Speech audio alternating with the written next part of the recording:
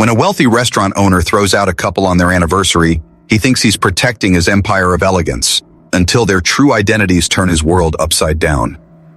The chandeliers glittered like 100 captured stars, spilling golden light over polished crystal glasses and pristine white linens. Every detail inside Le Monde Elegant seemed deliberately composed to whisper one word: perfection. The velvet chairs tucked neatly against the tables, the quiet hum of a violin track floating from hidden speakers, the faint scent of truffle and rosemary carried through the air. Each element told guests they had entered a sanctuary of refinement. At least that was how Harold Thompson liked to think of it. He stood near the entrance, tall and poised, his sharp suit sculpted to his frame, his silver hair smoothed back like a man who had tamed time itself. To his patrons, Harold was the figure of elegance, a gatekeeper of rarefied taste. To himself, he was something more, the master of an empire where only the right people belonged. He surveyed the dining room with the same discerning eye that had built his reputation, nodding slightly at the sight of a city councilman sipping burgundy at a corner table, acknowledging the familiar presence of a local celebrity laughing softly with her entourage. These were the people who defined Le Monde Elegant, who gave it its aura of exclusivity. Harold had built his life around curating them, ensuring that only those who fit his unspoken standard ever crossed the threshold. He believed in his own myth, that excellence and exclusion were inseparable. He believed it so fully that he never called it prejudice, only standards. Behind his composed expression lay the quiet conviction that not everyone was worthy of Le Monde Elegant's velvet cocoon. Harold prided himself on recognizing such people instantly, with nothing more than a glance. It was his gift, his way of protecting the image he had cultivated. And tonight, as he adjusted the cuff of his tailored jacket, his so-called gift would be tested.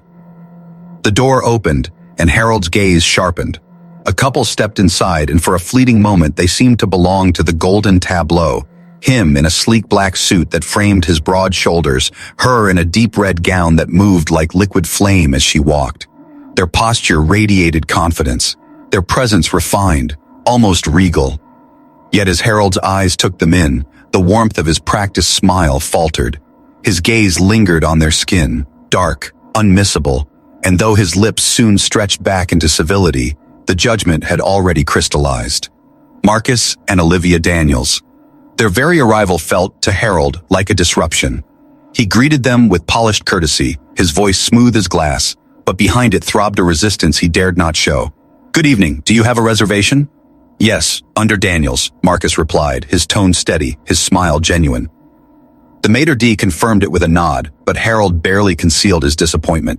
They had passed through the net of his reservation system, infiltrating a space he guarded like a fortress. He led them through the dining room, every step an exercise in control. A few patrons looked up, their glances quick but telling, raised brows, murmured whispers, the silent question Harold himself was asking: do they belong here? Instead of seating them beneath the chandeliers where the city's elite basked in soft gold light, Harold guided them to the back, near the swinging doors to the kitchen. It was a subtle exile, a punishment cloaked in politeness. "Here we are," he said, gesturing to a table tucked out of sight. "I hope you enjoy your evening." Marcus pulled out the chair for Olivia with quiet grace, his movements unbothered, deliberate. She sat, lifting her chin ever so slightly, her eyes shimmering with a calm light. When Marcus took his seat across from her, their hands brushed, fingers lingering for just a heartbeat. They exchanged no words, but the glance between them spoke volumes. Harold stood there a fraction too long, studying them, waiting for irritation, for the smallest crack in their composure. But they gave him nothing. No protest, no flicker of discomfort, only poise. Their dignity pressed against him like a mirror, reflecting back his own pettiness in a way that unsettled him. For the first time that evening, Harold's control slipped, not outwardly, but within. He forced his smile, clipped his farewell, and turned on his heel, but the unease trailed him like a shadow. The stage was set. What Harold saw as victory, seating them in his chosen corner, was in fact the beginning of a quiet unraveling. And though Marcus and Olivia said nothing, the simple, graceful way they held themselves was more threatening to Harold than if they had shouted. They had answered his insult not with anger, but with dignity, and that, somehow, cut deeper. The violin's melody carried like smoke through the room, soft, elegant, and yet to Marcus and Olivia, it was laced with something sharp and unseen. The clinking of glasses and the low hum of conversation should have created a cocoon of celebration, but instead it pressed down on them like an unspoken weight. Their anniversary, 10 years of love and sacrifice and triumph, had brought them here tonight. Yet from the moment Harold Thompson's eyes had skimmed over them, calculating, dismissive, they felt it. That quiet wall, invisible but solid. Their table near the kitchen was not just inconvenient, it was symbolic.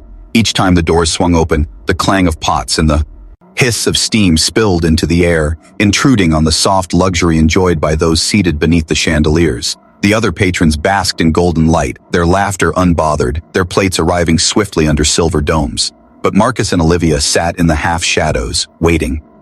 The waiter assigned to them looked barely 20, his hands trembling slightly as he set down their water glasses. His eyes darted to Harold before every word, as if instructions had been whispered in his ear. "Your menus," he said, avoiding Olivia's gaze, and retreated too quickly, his shoulders hunched as though he'd delivered contraband. Olivia leaned forward, her hand finding Marcus's across the table. "It's fine," she murmured, her voice a balm against the hostility threading the air. "We've dealt with worse." Marcus's thumb brushed her knuckles. His eyes, warm and steady, held hers. "Yes," he said, "but tonight isn't about them, it's about us." He smiled, though Olivia caught the flicker of tension in his jaw. That quiet smile, that act of resilience, had carried them through every trial life had thrown their way. And tonight, it was their shield again. From across the room, Harold watched. His polished shoes clicked against the marble floor as he paced subtly, stealing glances at the couple who refused to bend. He had expected them to falter, to frown, perhaps to complain. That would have given him an excuse, a tidy justification to send them out. But instead, they sat like they owned their place, as if the shadows at the edge of his empire were still a throne. That composure, it gnawed at him. He leaned toward his maitre d', whispering low, "Delay their order. Let them wait."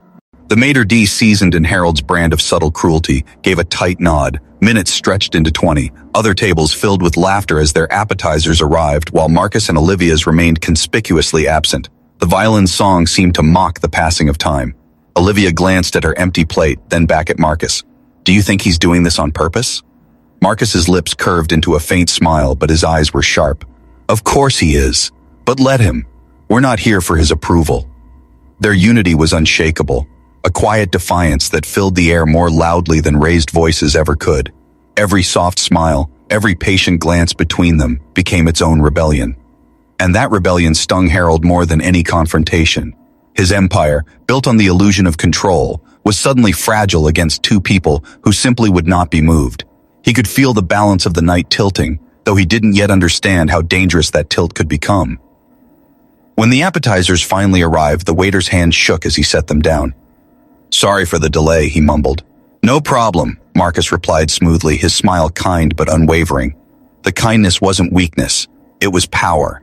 Measured, deliberate, the kind of power Harold had never recognized until now. The atmosphere shifted. Other diners, curious and subtle in their scrutiny, stole glances at the back table. Some frowned in quiet recognition of Harold's insult. Others smirked in agreement with it. But every glance carried weight, and Harold could feel it pressing against him like the heat of a fire he couldn't control. He told himself he was protecting the sanctity of le monde elegant, preserving its exclusivity. Yet beneath the veneer of justification, a new and unsettling sensation curled in his gut. For the first time in years, Harold Thompson felt uncertain, not because Marcus and Olivia were out of place, but because they weren't. They belonged undeniably, and his entire empire of prejudice trembled under that truth. The couple's calm was no accident. It was a storm held in silence, a warning written not in raised voices but in dignity. And Harold, though he couldn't yet admit it, was already losing. The appetizers sat between them, barely touched. Marcus and Olivia ate slowly, their conversation light, deliberate, as if they were determined to reclaim every moment of their anniversary despite the shadows pressing in around them. Olivia's laughter was soft, but it carried, an elegant, ringing sound that seemed to slice through the hush of the room. Marcus leaned in, whispering something that brought a spark to her eyes, and for a fleeting moment they created their own island of joy in a place designed to choke it. Harold noticed. He noticed everything. From his vantage point near the bar, he could see the way they held hands across the table, the way their presence seemed to glow rather than dim under his calculated slights. He felt it like an insult, though no word had been spoken against him. Their ease was defiance, and it unsettled him more than open rebellion ever could. He told himself they were mocking him, that their composure was a challenge. In truth, they were simply living. But Harold had built his life on the illusion of control, and anything he could not control, he resented. The waiter brought the main course late again, stammering apologies as he set down plates that were cooling at the edges. Olivia thanked him warmly, her gaze steady, unyielding. Marcus gave the young man a nod of reassurance, as though easing the burden the owner had placed on his shoulders. Even in the face of insult, they radiated grace. That was what finally broke Harold's mask. He straightened his jacket, smoothed back his silver hair, and crossed the dining room with the slow, deliberate stride of a man approaching battle. Conversation softened as eyes followed him. The chandeliers gleamed above, their light haloing his figure, but for the first time, it did not feel like power. It felt like exposure. Mr. Daniels, Mrs. Daniels. His voice, though smooth, carried a brittle edge. I trust everything is satisfactory this evening? Olivia's smile was polite, practiced. Yes, thank you. Marcus inclined his head. We appreciate your concern. The words were flawless, but Harold heard what he wanted to hear, mockery hidden in courtesy. His jaw tightened. He leaned closer, lowering his voice but not his condescension. You see, we pride ourselves on maintaining a very particular standard here, an atmosphere that caters to a certain type of clientele. There it was, the line he had tiptoed toward all night. A whisper sharpened into a blade. The other diners, though pretending to focus on their meals, stilled ever so slightly. They were listening. They always listened. Marcus placed his fork down carefully, his every movement precise, intentional. He leaned back, folding his hands in his lap. His voice was calm, but the weight behind it was undeniable. A certain type, Mr. Thompson? And what type would that be? For the first time that evening, Harold hesitated. The trap had been laid, and he had walked straight into it, but his pride would not let him retreat. His smile grew thinner, his words colder. We cater to those who understand the exclusivity of le monde elegant, people of refinement, of class. You must realize, it is unusual to find guests such as yourselves here. Silence crashed over the table like a wave. The music from the speakers, the clink of crystal, even the murmur of conversation, all of it seemed to fade. Marcus's eyes did not flinch. Olivia's chin lifted, her gaze steady, regal. They had heard this before, lived through this before, but still, the sting was fresh. Olivia spoke first, her voice calm but carrying across the room. Unusual does not mean unworthy, Mr. Thompson, and refinement is not the color of one's skin. Harold stiffened, aware now of the eyes fixed on him. He had meant to humiliate them quietly, to exert control without consequence. Instead, he had drawn the room into his prejudice, exposed it beneath the chandeliers he so carefully polished. Marcus rose, his movements unhurried, commanding. The scrape of his chair echoed. Olivia stood beside him, her hand resting lightly on his arm. Together, they created an image of unity so unshakable, it felt like a wall of stone before Harold's crumbling pride. We won't trouble you further, Marcus said, his voice steady, rich with a power Harold had never understood. Then he leaned just slightly closer, lowering his tone to something only Harold and the silence of the room could hear. But remember this, people always reveal who they are, one way or another. Olivia's gaze lingered on Harold, not with anger but with something far worse, pity. Have a good evening, Mr. Thompson. And with that, they turned, walking the length of the dining room as though it belonged to them. Patrons shifted, some embarrassed, some intrigued, but none unmoved. Harold remained frozen by their table, his fingers curled into fists, his chest tight with something he refused to name, fear, regret, shame. What should have been his victory felt like defeat. He had driven them out, yes, but he had lost something more vital in the process, the illusion that he was untouchable. And deep inside, in a place he rarely acknowledged, Harold felt the first crack in the empire of prejudice he had built so carefully. Morning sunlight filtered through the blinds of Harold Thompson's office, thin blades of gold cutting across the mahogany desk where stacks of papers sat in precise, unforgiving order. Le Monde Elegant had closed late the night before, but Harold had slept little. The memory of Marcus and Olivia's dignified departure gnawed at him in silence, rising again and again like a song he couldn't stop hearing. He told himself he had won, that he had defended his sanctuary, preserved the standards of his empire. Yet even as he repeated it, the certainty had begun to ring hollow. The echo of Marcus's words, people always reveal who they are, still lingered in the empty corners of his mind. He reached for his coffee when a knock sounded. Charles, his young assistant, entered, his expression unusually hesitant. "This came for you," he said, extending a heavy cream-colored envelope embossed with a law firm seal, marked urgent. Harold frowned, setting down his cup. He recognized the insignia immediately. Mitchell, Stevens Company.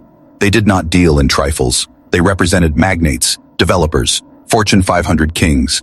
To receive correspondence from them meant something substantial. His pulse quickened as he slit the envelope and unfolded the letter. The language was direct, crisp, and mercilessly formal. A client, unnamed, had expressed interest in acquiring Limon Elegant and its sister restaurants. Not just an offer, but one described as substantial and decisive, well above current market valuation. They requested a private meeting at the firm's offices. Discretion paramount. Harold leaned back in his chair, the leather creaking beneath him. His first instinct was pride, validation, all his life's work, coveted by serious investors. If the price was right, he could cash out, retire with glory, secure his name in luxury before age stole it from him. He pictured a villa overlooking the Mediterranean, or perhaps a penthouse in New York, a life where he entertained only those he chose, a circle untainted by intruders. But then a sliver of suspicion crept in. Who was this mysterious buyer? A competitor? A hotel magnate? The vagueness gnawed at him. He dismissed it quickly. Money, after all, was money, but unease clung to him the way smoke clings to fabric. The following day, Harold arrived at Mitchell, Stevens Company's tower of glass and steel, his silver hair gleaming, his suit pressed to perfection.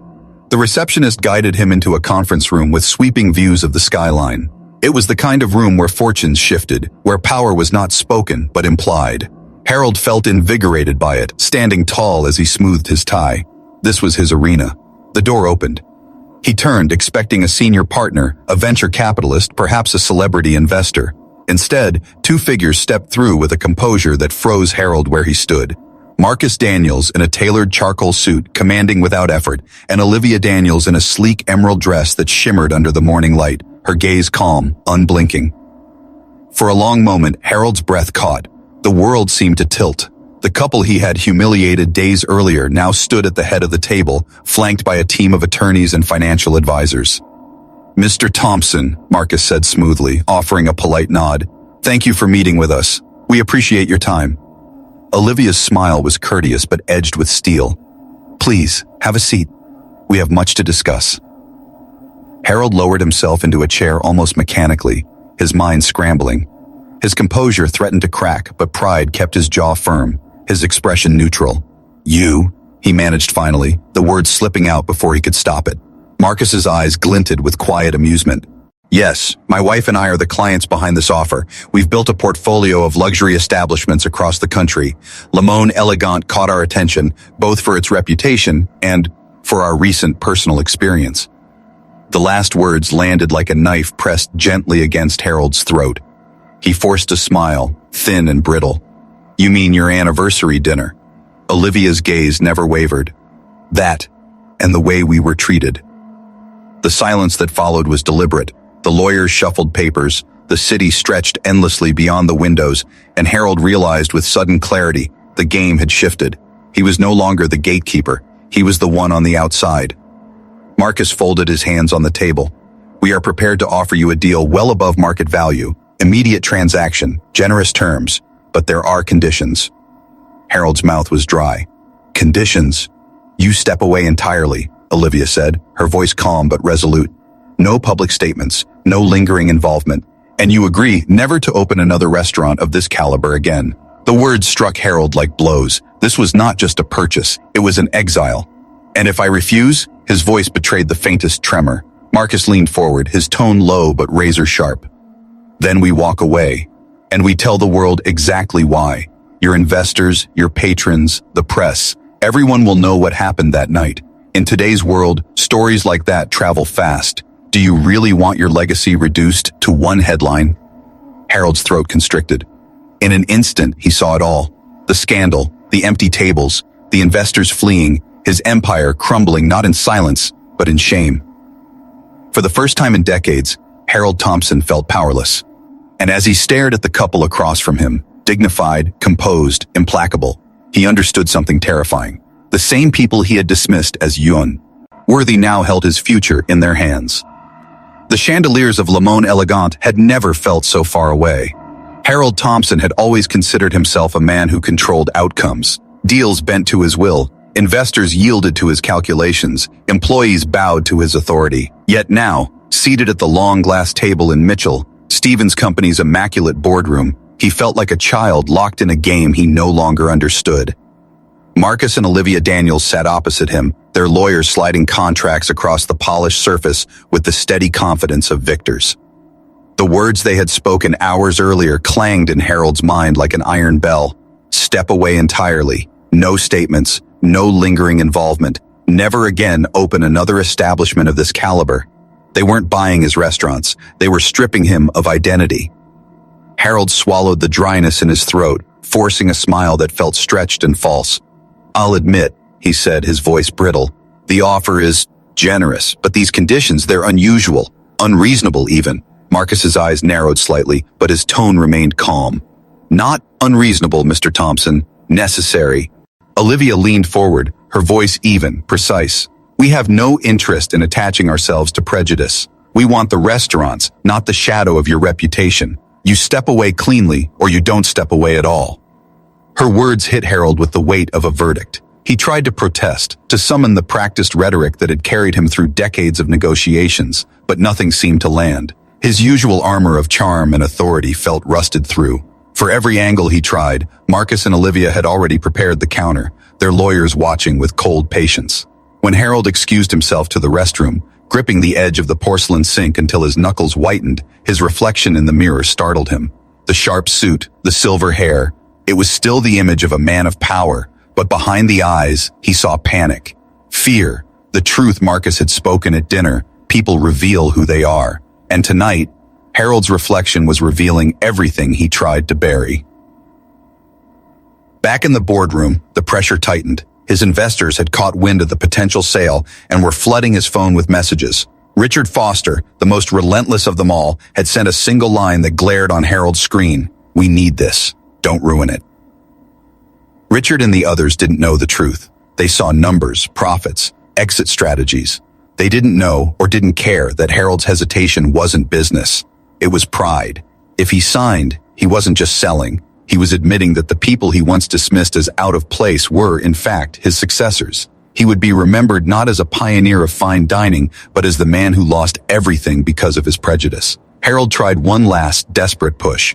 "Surely," he said, forcing his voice steady, "we can renegotiate, adjust the terms. I could stay on as an advisor, perhaps, a figurehead, Marcus's sills." Hence was answer enough. When he finally spoke, his tone was sharper, colder.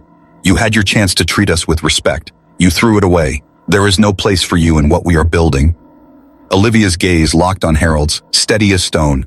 "This isn't about money for us. It's about principle, integrity. If you can't accept that, we'll walk." Harold felt the walls close in. If they walked, his empire would collapse publicly and brutally. Headlines would devour him. His investors would turn, his patrons would flee, and Limon Elegant would rot under the weight of his name. Yet signing meant surrender. Signing meant exile. His mind churned with a fury of contradictions. Greed whispered seductively, "Take the money, walk away in wealth." Pride screamed, "Never let them win. Never let them take what you built." Fear pressed hardest of all, "You have no choice." The silence stretched, suffocating. The lawyers waited with pens poised. Marcus and Olivia sat like twin statues of patience and power, knowing the trap had already closed. At last Harold reached for the pen. His hand trembled as he held it over the page. He could almost hear the chandeliers of Limon Elegant crashing down, the music halting, the empire he had curated splintering. And as he signed his name, each stroke of ink felt like a nail in the coffin of his pride. He pushed the contract back across the table. "There," he said hoarsely, "it's done."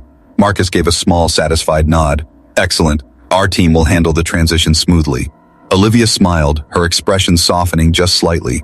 "You've made the right choice, Mr. Thompson. For once." The words lanced deeper than any insult could. For once. As Harold left the boardroom, the city skyline stretching indifferent outside the windows, he realized he had been defeated in the one arena he thought unassailable: control. His greed had won over his pride, but the victory tasted like ash. He would leave with wealth, but without power, without respect, without legacy. The man who built an empire of exclusion had just been written out of its story. And Harold knew, with a dread that filled every step toward the elevator, that this was not the end of his humiliation. It was only the beginning. The ink had barely dried on the contracts when Harold Thompson realized he had not just signed away a business. He had signed away his very reflection. For decades, Le Monde Elegant had been his cathedral, his stage, the mirror he held up to the world to say, here is refinement, here is class, here is power. Now, as the pen left his hand, he felt that mirror shatter. All that remained were shards cutting back at him. The first blow came swiftly. Within 48 hours, the story broke. Not the sanitized press release he had envisioned, but the scandalous truth leaking from every corner of the city's gossip mill. Restaurateur sells to couple he spurned. Headlines blared the details. The night Marcus and Olivia Daniels came to celebrate their 10th anniversary, the subtle humiliations, the table by the kitchen, the moment Harold had asked them to leave. Eyewitness accounts from patrons filled in the blanks. Harold's tightened smile, Olivia's poised retort, Marcus's quiet dignity as he escorted his wife out.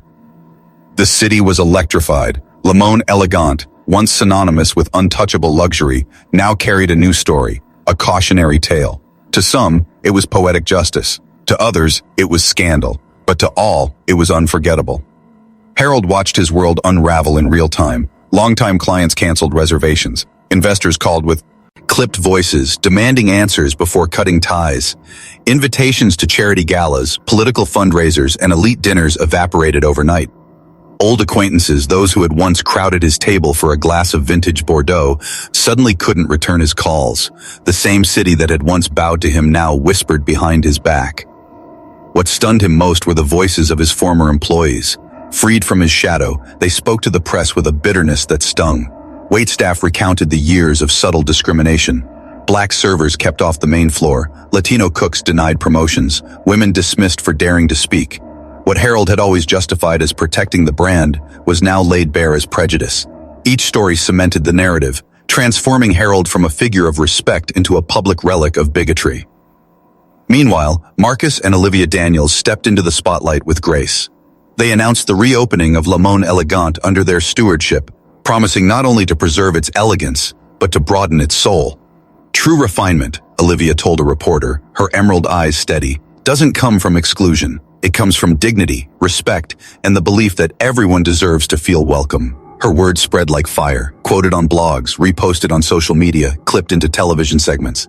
The transformation was swift and stunning. The chandeliers still gleamed, but now the dining room filled with a kaleidoscope of faces. Politicians, artists, families, entrepreneurs, drawn not just by the cuisine, but by the atmosphere of belonging. Critics wrote glowing reviews. Le Monde Elegant retains its splendor but has found its soul. Tables were booked weeks in advance. Under Marcus and Olivia, the restaurant thrived more vibrantly than Harold had ever dreamed.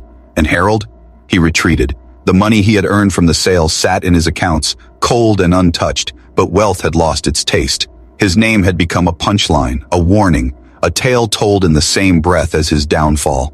He moved to a smaller apartment, far from the glittering neighborhood he once lorded over. The crystal glasses, the white linens, the smell of truffle and rosemary, they haunted him like ghosts. One evening, in a moment of weakness, Harold dialed the reservation line.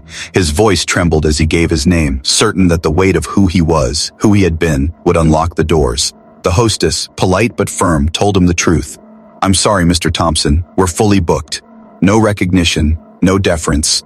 Just another voice on the waiting list." The irony struck like a hammer. The gatekeeper had become the one turned away. That night, Harold sat in the dim glow of his apartment, staring at the city lights he no longer owned. He thought of Marcus's words, the ones that had burrowed deep into him. People will always reveal who they are, one way or another. For the first time, Harold admitted the truth. He had revealed himself long ago, not as a man of taste, not as a symbol of refinement, but as a man so blinded by pride and prejudice that he had destroyed himself. The world had moved on without him. Le Monde Elegant thrived, not as a palace of exclusion, but as a beacon of something Harold had never understood. Elegance rooted in kindness, dignity, and welcome. The chandeliers still glittered, the violins still sang, but Harold would never stand beneath them again. And as he sat alone, his empire gone, his pride hollow, he realized the cruelest twist of all. The very thing he had fought to keep pure had bloomed brighter in the hands of those he had once cast out.